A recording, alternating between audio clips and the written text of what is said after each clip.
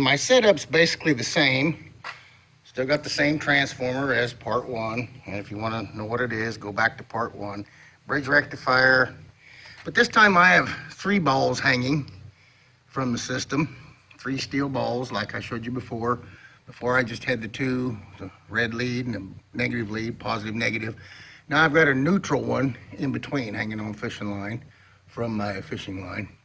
But I'm going to go ahead and run this one as set up to show you, but I've changed my hookup features on how I'm going to hang them to this.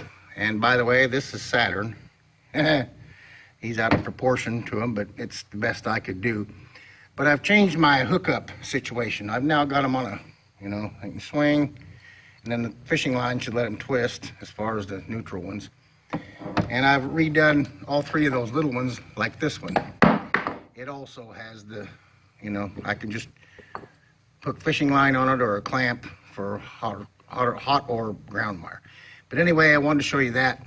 But I want to show you this experiment with these set up the way I've got them in case when I change to this, I don't get the same result for whatever reason.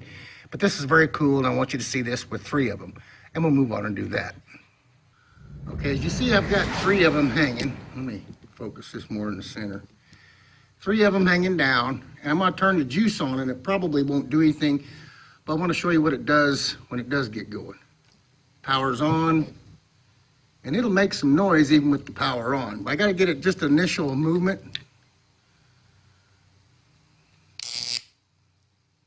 And watch, they'll get into their own system, especially once they start arcing. And I've got it going kind of sideways.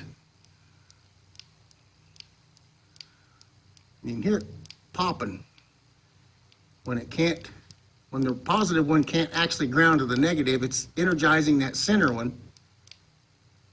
If you listen, you hear it tick, even when it's not actually making a connection with the ground one.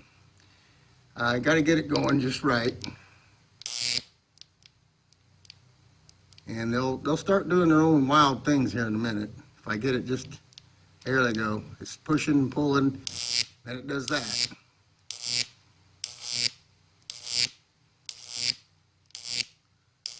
Notice how it kind of gives its own repulsion.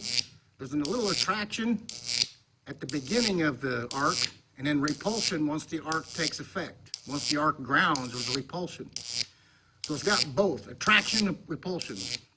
If you notice that, attraction and repulsion right instantly, almost one after the other. But anyway, watch this. Sometimes it takes a little while, but it'll get into a weird rhythm. And then it'll get back to something similar to this. And I thought it was just going to continue to do this, but maybe something from the outside did it and affect it, wind or what have you. But if you notice now, they're swinging different. And when they get into an oddball swing, it's really wild what they do. I'm just going to let this go a little bit. It's going to be kind of long watching the same thing, but see how it'll cut out. It'll do that 2 or 3 swings, no arc, because of the timing, and then they go back to this. And it's the same thing with the prior experiment with just 2. I think when you involve that 3rd planet, you get some oddball attraction repulsion like that just happened.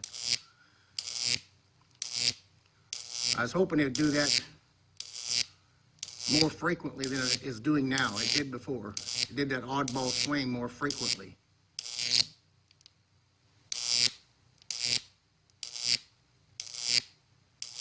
If you just watch it, it'll keep doing that oddball attraction repulsion on the arc. And then sometimes it doesn't even arc. They'll get out of phase, and I don't know what does it. There's no wind blowing. Nothing's moving anything. There it goes.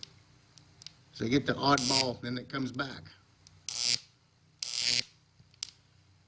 But it'll do that, like you're seeing now, every time or two, it'll get out of phase as far as the outer 2 swinging opposite each other. But once they get opposite like that, it doesn't arc. But you can still hear the pop between the positive and the middle one that's not actually grounded.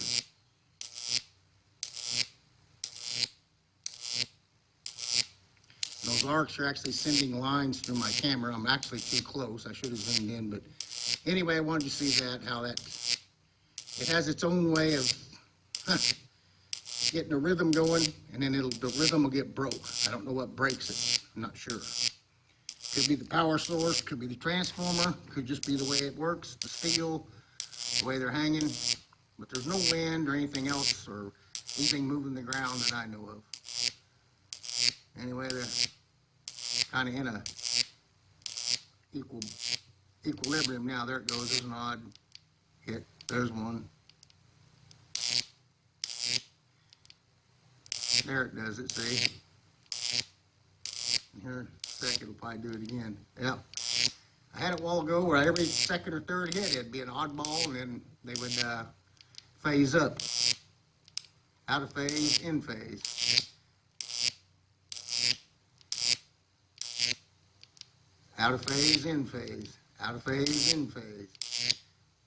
Anyway, I thought that was cool for free, and I'm going to show you my new setup on the next part 3 of this little series.